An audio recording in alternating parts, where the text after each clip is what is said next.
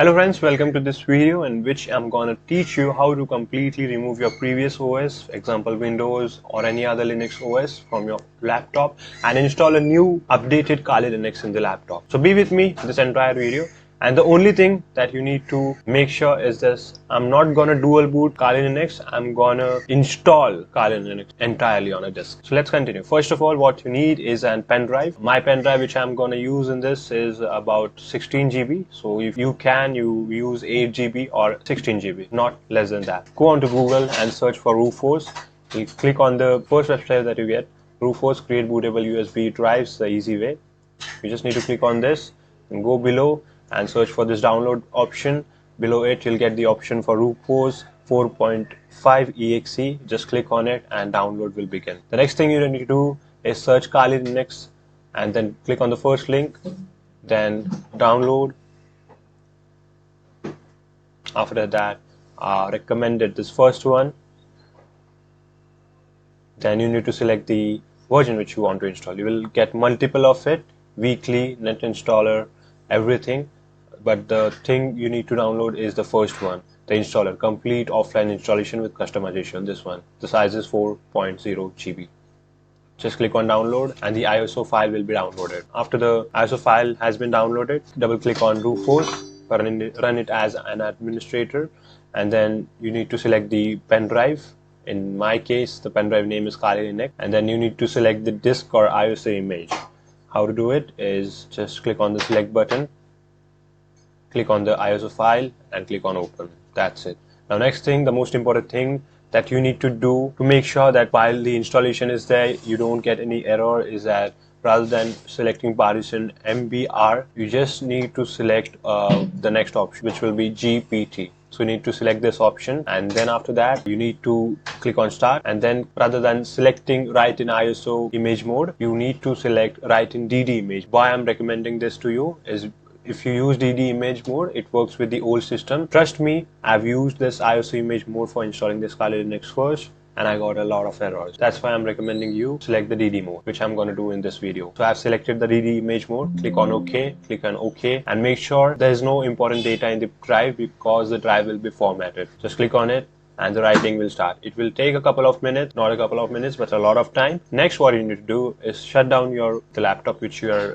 will be using. Then turn it on, and when you turn it on, I'm using HP laptop. So to get into the boot menu, what I need to do is to press F9 key. But for your laptop, it might differ. You can just search on ChatGPT or search on Google how to get into boot mode. I'll press F9 and on the left bottom side, as you can see, change boot devices order. This option came. So just search on ChatGPT for your particular model, your particular laptop, and you'll get. Now after clicking on it, I get this option.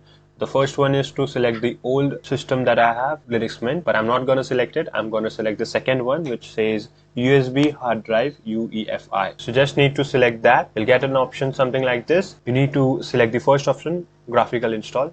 After that, just select English, the language that you want. Then select your country, click on continue. Then here you need to select the keyboard. After that, you'll get the loading stuff will happen. You'll get an option something like this to configure the network, Ethernet or else VLAN. You just need to select the Wi-Fi option, and then you need to select the Wi-Fi, enter the password. Then you'll get an option to please enter the host name for this system. You just enter Kali or any other name. Domain name, if you're trying to set up a home local server or anything such that, you need to add a domain name. In my case, I'll add Kali itself. You can do the same. After that, please enter the name. I'll once again enter Kali, then again Kali. Then you need to set up passwords. After you do it, there will be a couple of loading. After that, this is the most important part of this video. Once again, I'm telling you, this video is not about dual boot. It's about deleting your old operating system completely and installing a new system, new Kali Linux on your system. So this will erase everything on your disk. And to do so, guided, use entire disk. And after that, just select the disk. In my laptop, I have three storage devices. One is an SSD, second is an 1 TB hard drive, and third is this pen drive which I have. So you need to select where you want to install. I'll select the SSD. You'll get this option, but be rest assured you just need to select the first one. And then yes, and then yes, and done. After the loading stuff, you'll get this option. In this option, please select the GNOME option as well, because in XFCE I face some window errors. I don't want you to face it, so that's the reason. Just select this second one also, the GNOME, this one. Just select this option also. After selecting, click continue, and then you'll get this option of loading. Then you'll get this message.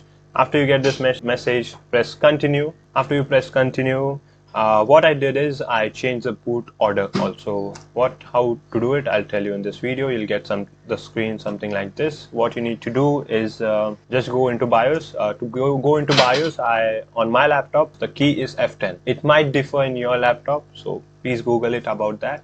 And just go to system configurations, boot options, and then